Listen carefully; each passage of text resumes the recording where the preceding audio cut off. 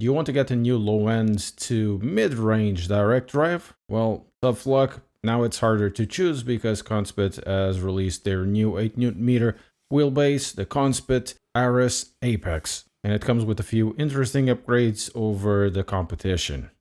Conspit sent the Ares Apex for a review. As always, I say what I want. There is zero influence in this review. Before going there, a big thank you to all the viewers, members, and subscribers. Believe me when I say, without you, these reviews wouldn't be possible. Having tried in the past the Ares 12Nm and the 20Nm Platinum, there are many interesting similarities. The price for the wheelbase is $429, but now it also comes in a bundle with the 300 GT, the CPP Apex hydraulic pedals at the price of $999, 860 euros, or 750 pounds, give or take a few because the prices seem to fluctuate. As you've probably seen from the footage, you might be saying, well, this is a different quick release from the Claw quick release you've seen in Conspit. Well, because it is. This is called the CDR quick release, which is essentially NRG type quick release. Will be compatible with pretty much every single NRG quick release system out there. It's the same quick release that Mazda uses, PXN, Nikon, and Simagic, but later on I'll talk about that one specifically. But whatever you do, if you mount a wheel here that has contacts, please make sure that you have the contacts taped because it's likely something will short either on the wheel or on the wheelbase. It's the same for every other wheelbase manufacturer. They always say the same thing.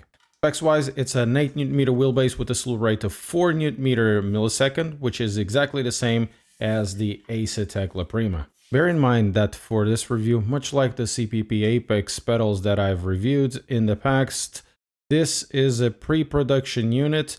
The regular production units that will be sent from now on will be very similar to this. The box will, I believe, be different, which is pretty good because Conspit's boxes tend to be quite big, and this box that they sent, the unit was actually quite small. So everything else will be exactly the same besides the box and the stickers, and also a little bit of a detail like the USB connection that you will be seeing on this unit, but we'll talk about that in just a second. It can be mounted with the Fanatec mounting pattern or on the side. At the back you have a bunch of USB-C connections, 3 CAN bus, 1 USB in, more about this one also in a second, and the regular USB connection to the PC. And as you have seen with the unit that I'm showing you on screen, this will be compatible with the Conspit new USB-A spacer, so you can do a USB pass-through and use third-party wheels. It won't come pre-installed with it. It's a separate unit for $30 and will also be compatible with any other Conspit wheelbase as well. USB-C port at the back, that is USB in.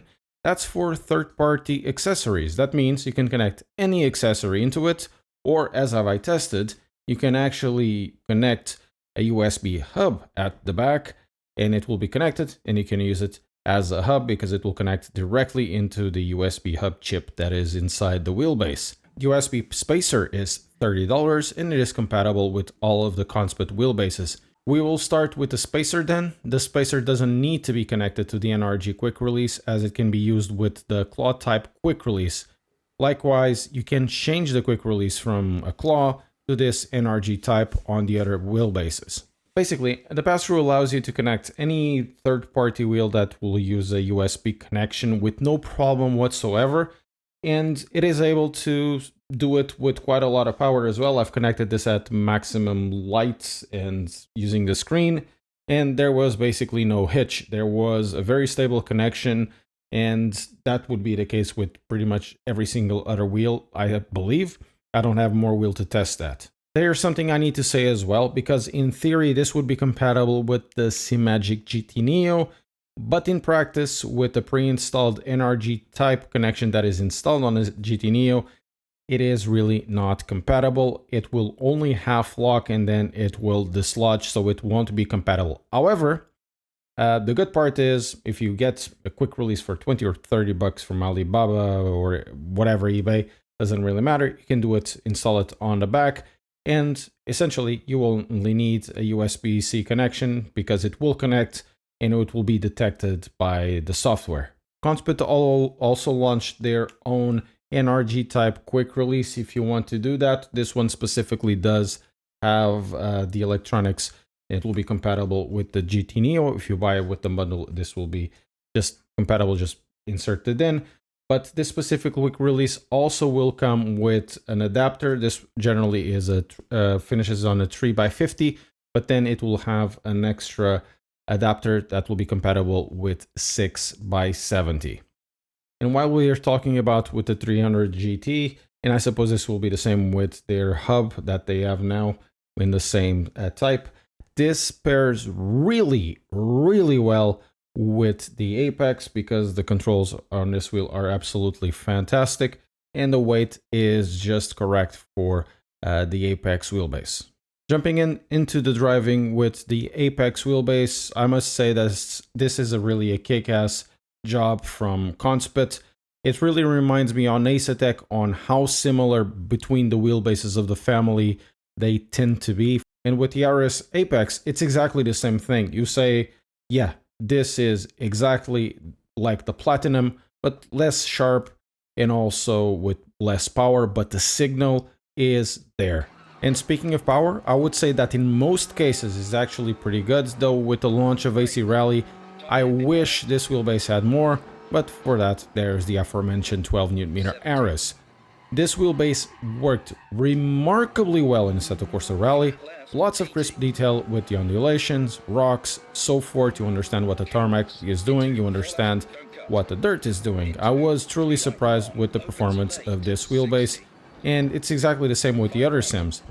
For example, the iRacing 360Hz mode is still not supported for Conspit, but regardless, the quality of the force feedback is fantastic. The detail is coming from the wheel, allows me to pick up the grip differences on the tire model. It's precise and easy to understand with solid performance. For Le Mans Ultimate, the Apex continues to be one of the wheelbases that I most feel comfortable with. It's the one that gives me more connection and tends to be the case for all cars. The sense of control and road feel is really top notch. It is really a good wheelbase if you want to race on Le Mans Ultimate. It will be one of my top recommendations on this power. And in my opinion, it continues to be one of the better ones for this sim specifically. It's exactly the same with the Apex. It is exactly the same with the 12 Nm one and also the Platinum. In regards to ACC and AC, the driving is good too. There isn't really worlds of difference apart between the Apex, Ares, and the Platinum. The response is somewhat similar and the detail as well. AC has a really good positive experience even when drifting, but especially in road racing. But for drifting, Simagic clears everything. At least I haven't tried the SimLabs new ones as well, but Simagic for me is in a worlds apart in Assetto Corsa. Even for road racing, though Conspit for road racing is really good. But for ACC I found something interesting.